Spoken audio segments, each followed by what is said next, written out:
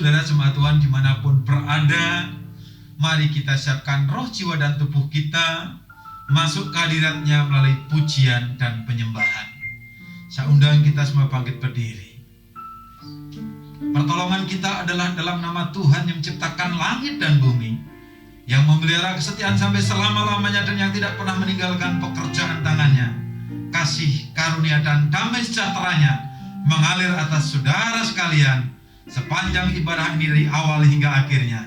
Dalam nama Tuhan Yesus Kristus. Amin. Silakan duduk kembali. Haleluya.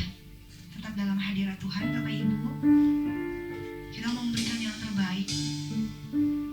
Sebab Tuhan yang teramat baik dalam hidup kita. Kita mau menjadi penyembah-penyembah Tuhan yang benar di hadapan-Nya. Dan kita mau menyembah Dia dengan segenap hati.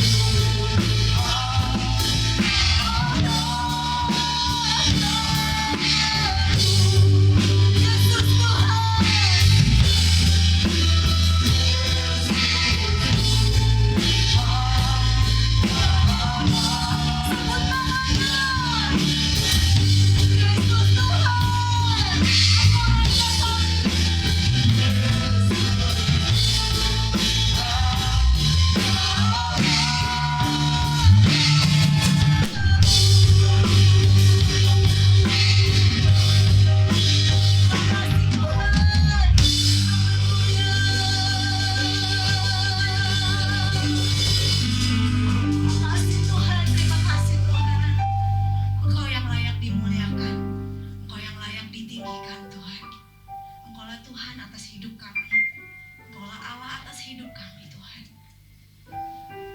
Terima kasih Tuhan, terima kasih. Kami tak mampu berjalan tanpa Engkau. Engkau yang ada bersama-sama dengan kami Tuhan.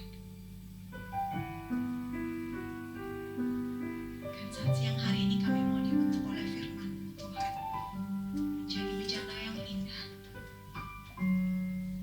Terima kasih Tuhan.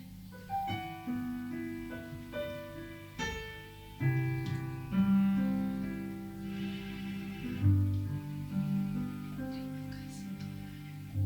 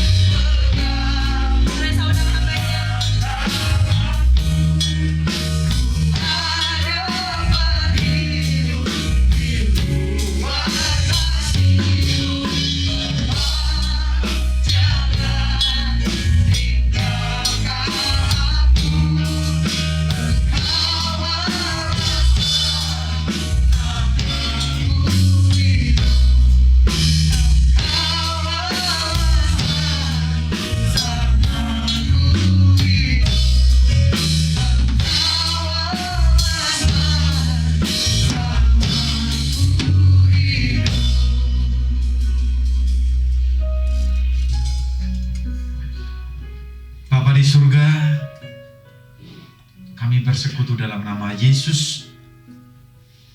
Kami buka hati kami untuk sehati dengan Tuhan agar kami mampu seirama dengan orang-orang yang percaya kepada Tuhan.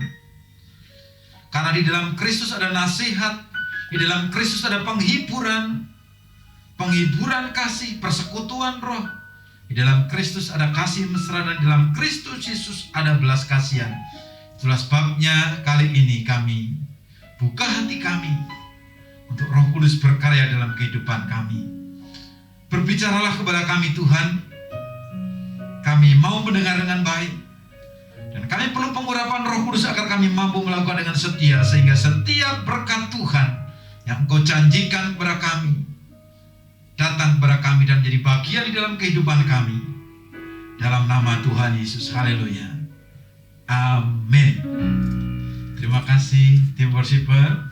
Salam Bapak Ibu Saudara dimanapun berada. 3 bulan sejak minggu kedua, 3 minggu sejak minggu kedua di bulan Februari ini, kita mengadakan ibadah live streaming. Bukan karena takut, kata Diaken David, tapi kita punya hikmat untuk kita saling menjaga satu dengan yang lain. Dan Bapak Ibu Saudara tidak perlu kehilangan pengurapan kuasa Tuhan, tidak perlu merasa berkurang urapan Tuhan ketika kita ibadah live streaming. Itulah sebabnya kita buka hati kita untuk Roh Kudus senantiasa berkarya dalam kehidupan Bapak Ibu Saudara. Dan kita akan sama-sama sharing firman Tuhan, mengingatkan kembali tema tahunan 2022, sehati dengan Tuhan dan seirama dengan orang percaya. Khusus untuk Februari dan Maret ini, kita akan sama-sama membangun keakraban melalui persekutuan. Dan topik untuk 20 Februari ini adalah sepikir dan seperasaan dengan Tuhan. Sekali lagi, sepikir dan seperasaan dengan Tuhan. Ayat bahasan kita dari Filipi 2 ayat 1-8. Nah, nanti Bapak Ibu Saudara bisa membaca kembali di waktu yang berbeda, dan kita akan sharingkan. Saya akan kutip di ayat yang kelima, Filipi 2 ayat yang 5. Hendaklah kamu dalam hidupmu bersama menaruh pikiran dan perasaan yang terdapat juga dalam Kristus Yesus. Ini sebuah perintah. Hendaklah kamu dalam hidupmu bersama menaruh pikiran dan perasaan yang terdapat juga dalam Kristus Yesus. Bapak Ibu Saudara, ternyata keangkuhan, menganggap diri selalu benar, merendahkan orang lain, dan jaim itu merupakan akar rintangan tidak akrabnya sebuah persekutuan. Karena itu, kalau kita melihat di dalam Filipi 2 ayat 1-4, sebelum ayat 5 tadi mengatakan kita mesti hidup bersama menaruh pikiran dan perasaan Kristus. Di Filipi 2 ayat 1 itu mengatakan, jadi karena dalam Kristus ada nasihat, ada penghiburan kasih, ada persekutuan roh, ada kasih mesra dan belas kasihan. Karena itu sempurnakanlah sukacitaku dengan ini, hendaklah kamu sehati, sepikir, dalam satu kasih, satu jiwa, satu tujuan, dengan tidak mencari keuntungan, kepentingan sendiri atau puji-pujian yang sia-sia. Sebaliknya, hendaklah dengan rendah hati yang seorang menganggap yang lain lebih utama daripada dirinya sendiri. Dan janganlah tiap-tiap orang hanya memperhatikan kepentingannya sendiri, tetapi kepentingan orang lain juga. Itulah sebabnya tadi saya katakan bahwa keangkuhan, menganggap diri selalu superior, menganggap dirinya selalu senior, itu merupakan akar rintangan tidak adanya keakraban di dalam persekutuan. Kalau sudah tidak akrab, kaku, lalu sukacitanya jadi tidak penuh. Karena itu di Filipi 2 ayat 1 tadi, mari kita akan lakukan sehati sepikir dengan Kristus seperti apa yang firman ini kehendaki untuk kita. Bapak Ibu kasih Tuhan, jika hal-hal di atas seperti keangkuhan, menganggap diri selalu benar, kemudian tidak ada kerendah hatian satu dengan yang lain. Dan hal ini jika tidak diatasi, maka gereja tidak akan mengalami pertumbuhan yang maksimal. Saya akan memberikan sebuah contoh. Ini personifikasi sebenarnya. Satu saat keledai berkata kepada harimau bahwa rumput itu warnanya biru. Nah, menurut saudara rumput itu warnanya biru atau apa? Kemudian harimau menjawab, tidak, rumput warnanya hijau. Nah, ketidaksehatian ini menyebabkan mereka tidak seirama. Bahkan berlanjut, mereka debat sengit yang membawa keduanya masuk ke pengadilan Raja Hutan. Nah, di depan pengadilan si keledai berteriak pada singa dengan meyakinkan diri, yang mulia, betul dong, rumput itu warnanya biru. Kalau saudara jadi singanya mau menjawab apa? Lalu singa ini menjawab, kalau kamu yakin begitu, maka rumput itu biru.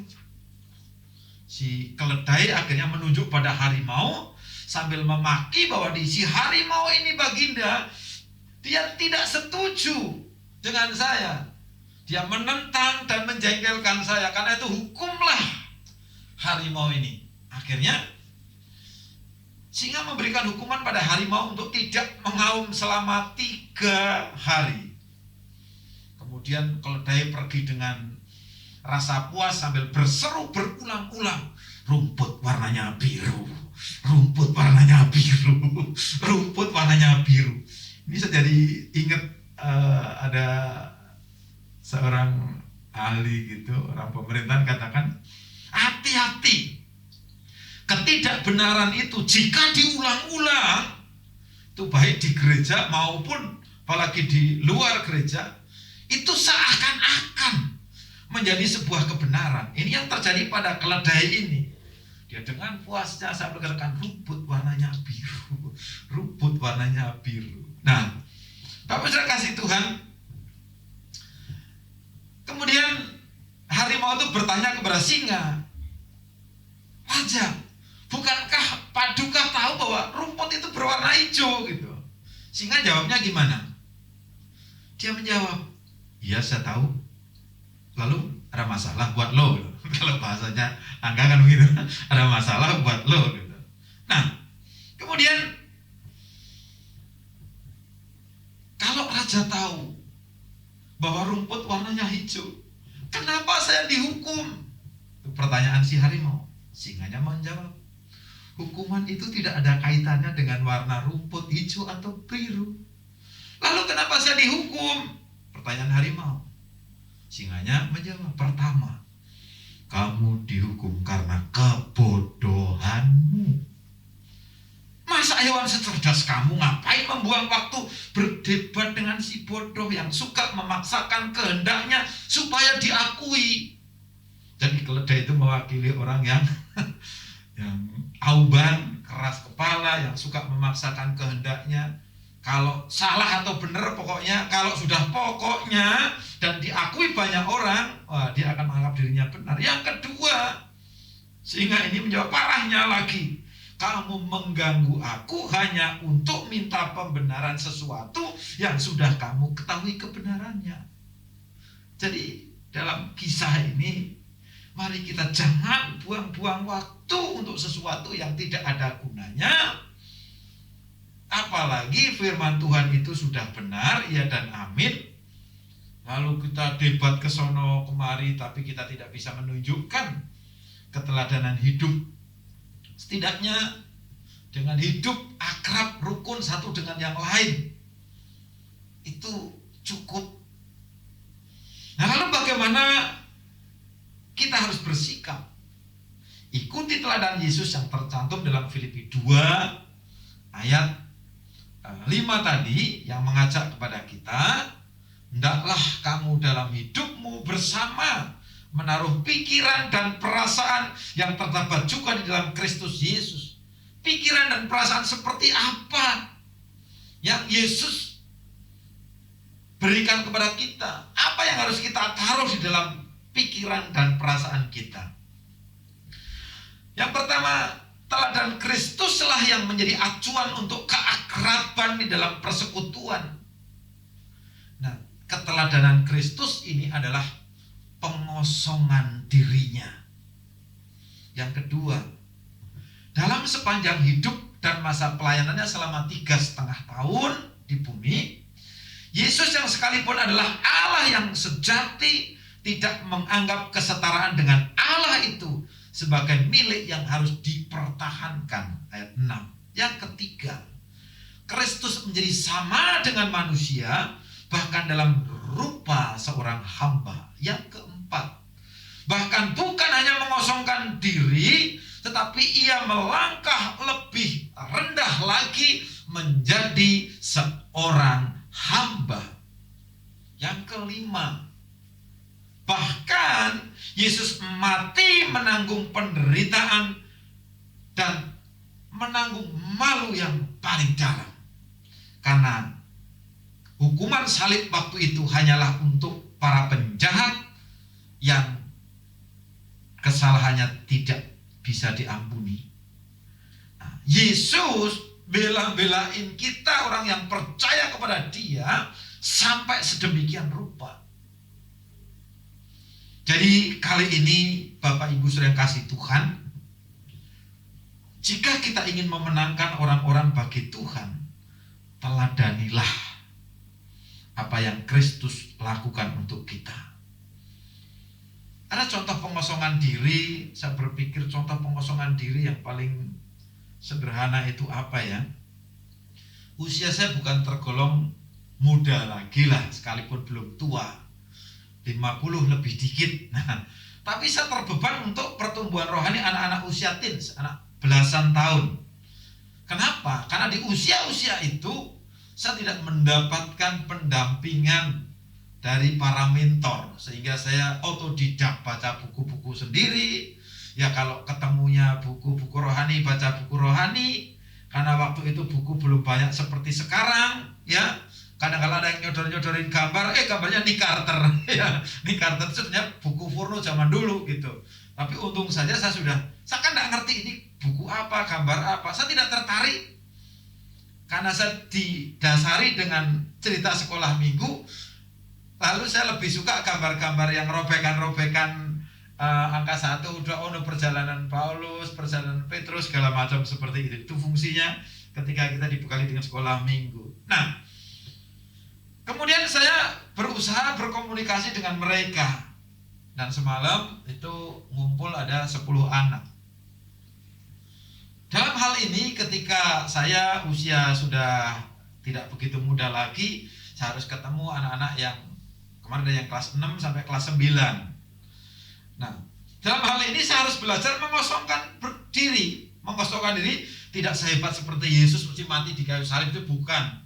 Tapi contoh yang paling sederhana dalam seperti ini, saya harus berpakaian, ya jangan kayak kelihatan tua banget, saya mesti pakai kaos oblong. Kemudian dalam bahasa mereka saya harus sambut mereka, "Hai guys, how are you today?" segala macam gitu. Jadi meninggalkan segala kelebihan yang ada. Jadi mari teman-teman, kita semua, kita terbeban untuk mereka yang usianya masih belasan ini, untuk kita menangkan di dalam Tuhan. Jika Bapak Ibu Saudara punya gelar, punya jabatan, punya kelebihan, untuk sementara mari kita belajar rendah hati. Jadi kita masuk ke dunia mereka. Jadi Bapak Ibu Saudara kasih Tuhan, setiap gereja itu pasti ingin jemaatnya bertambah dan gerejanya padat dengan pengunjung.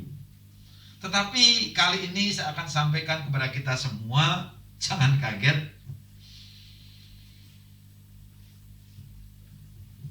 Gereja tidak akan menjadi bertumbuh dengan maksimal jika kehadiran menjadi satu-satunya yang dipedulikan. Ada program gereja itu fokusnya pokoknya gereja penuh. Gereja penuh, gereja penuh. Kemarin di minggu pertama saya sampaikan bahwa jangan berbicara tentang pertumbuhan. Kenapa? Setiap yang hidup itu pasti bertumbuh. Dan yang kita gaungkan sekarang, mari kita membangun gereja yang sehat. Yang hidup saja tumbuh, apalagi hidup dengan sehat. Jika gereja Isa Almasih Kading Nias Residen ini gereja yang hidup, gereja yang sehat, percayalah tidak ada yang bisa menghalangi, tidak ada yang bisa menghambat pertumbuhan. Fokus pada pembauran. Jadi fokus pada pembauran terhadap orang-orang yang Tuhan kirim itu lebih baik daripada fokus pada kehadiran. Jadi mari, karena ini topiknya dari ayat ini, saya akan mengajak berbaurlah dengan orang-orang. Yang pertama dengan jemaat, mesti kenal si A, si B, si C, si D. Nah, kemudian lingkungan kita, kanan kiri kita. Kemudian di bawah itu, di apartemen itu kan dari lintas agama, lintas budaya, lintas bangsa, lintas bahasa. Berbaurlah kepada mereka. Setidaknya kalau ada yang tanya, siapa sih yang biasanya pakai yang kulitnya agak hitam, kaosnya warna kuning, celananya hijau gitu, sepatunya batik gitu, Pak Kowo gitu, Pak Kowo brandednya dia berarti yang seperti itu. Nah, biarpun celananya hijau, kaosnya kuning, sepatunya batik, kalau dia dia punya kerendah hatian, dia mau menyapa orang, dia mau berbagi dengan yang lain, percayalah dengan hal seperti ini akan membangun sebuah keakraban. Bapak kasih Tuhan, ketika kita berbaur tanpa membedakan suku, ras, status sosial, maka keakraban itu akan terjadi. Dan percayalah, dari hal yang sederhana ini akan terjadi kegerakan yang luar biasa. Kemarin saya bicara di tempat lain, berbicara tentang efek domino. Ternyata efek domino itu begini.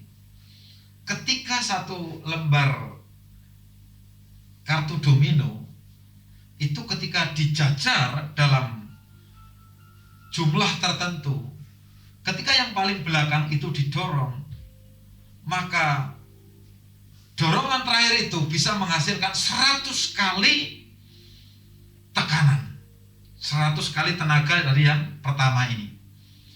Nah, coba andai kata yang dijajar itu adalah kartu dominonya itu gedenya selembar-lembar triplek, tapi terbuat dari plat baja gitu. Nah, ketika ada 100 lembar kartu domino itu didorong satu, kemudian dorong ke depan, itu tembok di depannya juga bisa jebol. Dan hari ini, mari Bapak kasih Tuhan, kita coba meneladani apa yang Yesus kerjakan bagi kita. Ketika kita menjadi barisan, lembaran-lembaran setiap jemaat yang memiliki kasih di dalam keakraban, kerendah hatian, maka ketika gerakan itu terjadi, maka akan menghasilkan kehadiran jemaat yang luar biasa. Iklan-iklan undangan ibadah dan promosi mungkin menarik bagi banyak orang untuk datang ke gereja. Ini perlu juga. Tetapi hanya untuk sekali saja biasanya. Mereka tertarik dengan iklan itu. Dan mereka pada umumnya tidak akan kembali lagi kecuali jika gereja bisa memberikan sesuatu yang mereka butuhkan. Dan untuk menjaga persekutuan gereja secara konsisten, maka gereja harus dapat memberikan sesuatu yang mereka tidak dapat peroleh di tempat lain. Jika gereja menyampaikan kabar baik Kristus yang positif dan dapat mengubah kehidupan, yang pertama yang harus kita kerjakan adalah, mari setiap khotbah sesederhana apapun, sebaik apapun, berdoalah supaya setiap khotbah yang disampaikan akan mengubah kehidupan, baik yang dikhotbahi maupun yang berkhotbah. Jika jemaat Tuhan bersuka cita tentang apa yang sedang Tuhan lakukan di gereja, jika kita menyelenggarakan ibadah di mana anggota jemaat dapat membawa teman yang belum diselamatkan tanpa merasa malu, baik itu onsite, baik itu online, jika kita memiliki rencana untuk membangun, dan jika gereja melatih dan mengutus orang-orang yang telah dibaptis menjadi pesaksi-pesaksi, maka kehadiran merupakan masalah kecil bagi kita. Mari kita bangun gereja yang sehat dan multidimensi. Kita perlu akrab dengan sesama anggota melalui persekutuan. Minggu pertama saya sampaikan akrab dalam persekutuan, atau akrab dulu baru bersekutu, atau bersekutu dulu baru akrab. Itu seperti telur dan ayam, mana saja dulu silahkan. Akrab di luar punya teman, bersaksi tentang keteladanan Kristus, ajak bersekutu. Atau kalau kita belum hafal, belum kenal, belum akrab, karena kita datang dan ternyata ada orang baru, maka ketika kita dalam persekutuan, bangunlah sebuah keakraban. Maka di Februari dan Maret ini kita akan memiliki persekutuan dengan keakraban. Karena tanpa keakraban persekutuan kaku, dan persekutuan tanpa akraban sama aja kaku juga, seperti peti es. Karena itu mari kita perlu membangun keakraban antara sesama anggota jemaat. Kita bangun kesungguhan jemaat melalui SIMD, Simple Discipleship, pemuritan sederhana pada setiap Kamis kedua dan keempat. Dan kita akan membangun kekuatan melalui ibadah, kuat imannya, kuat berkatnya, kuat mukjizatnya. Dan kita akan sama-sama belajar memiliki jiwa melayani agar kita menjadi besar. Jadi di dalam kekristenan, untuk menjadi kuat dan menjadi besar, kita harus memiliki jiwa pelayan. Dan kita akan memperluas wilayah melalui penginjilan. Dalam Kisah Rasul pasal 2 ayat 42 sampai 47, kelima dimensi, kelima sisi pertumbuhan ini digambarkan dalam gereja mula-mula di Yerusalem, di mana orang-orang Kristen yang mula-mula itu mulai bersekutu, mereka saling membangun, mereka berbakti, mereka menyembah Allah, mereka melayani, dan mereka juga bersaksi, mereka menginjil. Sebagai akibatnya di ayat yang 47 itu menuliskan, dan tiap-tiap hari Tuhan menambah jumlah mereka. Mereka terus bermultiplikasi dengan orang-orang yang diselamatkan. Jadi mari kita perhatikan kata di atas. Tiap-tiap hari Tuhan menambahkan jumlah mereka dengan orang-orang yang diselamatkan. Sederhananya, kalau kita menerima pesan ini, maka gereja yang sehat itu dengan nats di atas, setidaknya setiap tahun itu harus mengalami pertambahan jumlah jiwa yang baru sebanyak 365 jiwa. Saya kira ini bukan sesuatu yang sangat berat kalau kita akan membangun keakraban melalui persekutuan. Kita akan membangun kekuatan melalui ibadah. Kita akan membangun perluasan wilayah melalui penginjilan. Kita akan membangun kesungguhan di dalam Tuhan melalui pemuritan. Dan kita akan membangun kehidupan kesejahteraan melalui diakonia juga mestinya. Jadi mari Bapak Ibu kasih Tuhan, 365 jiwa baru setiap tahun. Artinya sehari kita bisa mempersembahkan 1 jiwa baru. Dan itu dikeroyok, dikerjakan bersama-sama. Ya kalau sekali orang terima Tuhan dalam satu hari, ada 5 orang, ya 5 hari boleh istirahat lah gitu. Istirahat dulu Tuhan, nah nanti hari ke-6 lagi, mulai lagi. Mari Bapak Ibu kasih Tuhan dengan keakraban satu dengan yang lain. Mari saya akan mengajak, jadilah orang yang akrab. Mestinya dengan apa? Dengan kasih. Dengan tidak mencari keuntungan untuk dirinya sendiri. Dengan kita mau berbagi. Maka ketika saudara akrab, apalagi saudara memiliki kelebihan-kelebihan, dan saudara mau mengosongkan diri seperti contoh sederhana di atas, maka orang tidak memiliki kesempatan untuk mengatakan bahwa saudara sok akrab. Tetapi kenapa saudara akrab? Bukan karena saudara sedang mencari konten, tetapi sedang mengasihi jiwa-jiwa dengan cara yang paling sederhana. Mari kita akan teladani apa yang Yesus lakukan. Kita akan belajar rendah hati, rela berkorban, menganggap seorang lebih tinggi dari diri kita. Dengan demikian maka yang namanya keangkuhan, keakuan, jaim, merasa diri benar, ketika itu sudah dihancurkan, maka kita menjadi orang-orang yang menang atas keakuan. Dan ketika kita menang atas keakuan, maka kita akan bisa diterima di banyak tempat. Satu hari satu orang penerima keselamatan, dan kita kerjakan bersama-sama. Mari saya mengajak, mulailah dengan mengosongkan diri, no debat seperti kasus keledai dan harimau tadi.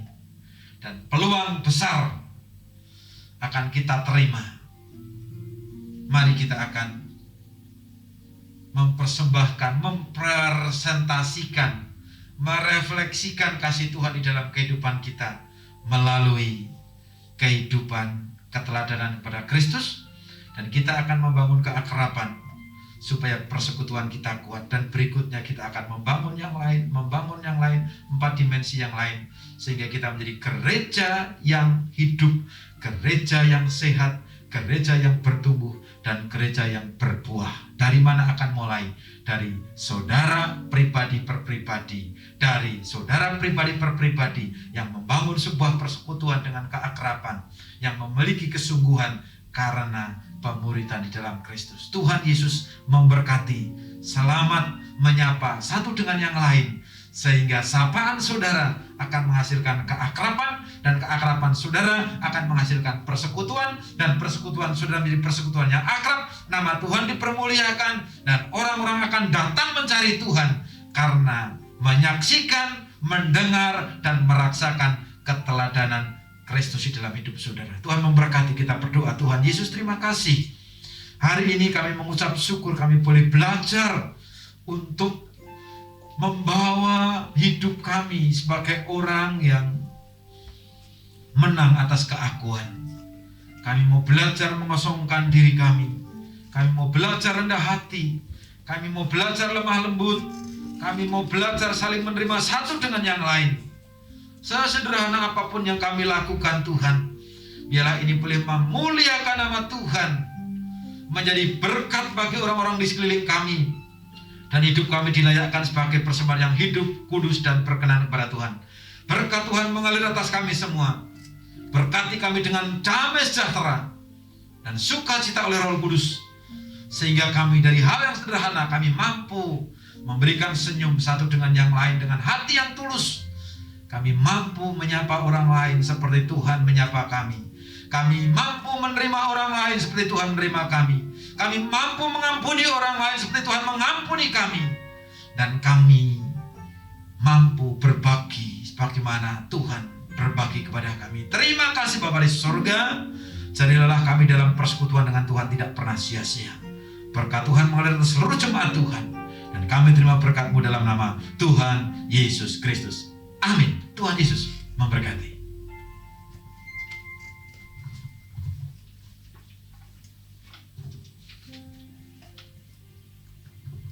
Haleluya. Saya percaya kita semua diberkati oleh firman Tuhan. Terima kasih Bapak Gembala untuk firman Tuhan yang luar biasa. Dan Bapak Ibu, kita ada pengumuman selama sepekan. minggu depan kita akan tetap melaksanakan ibadah secara online.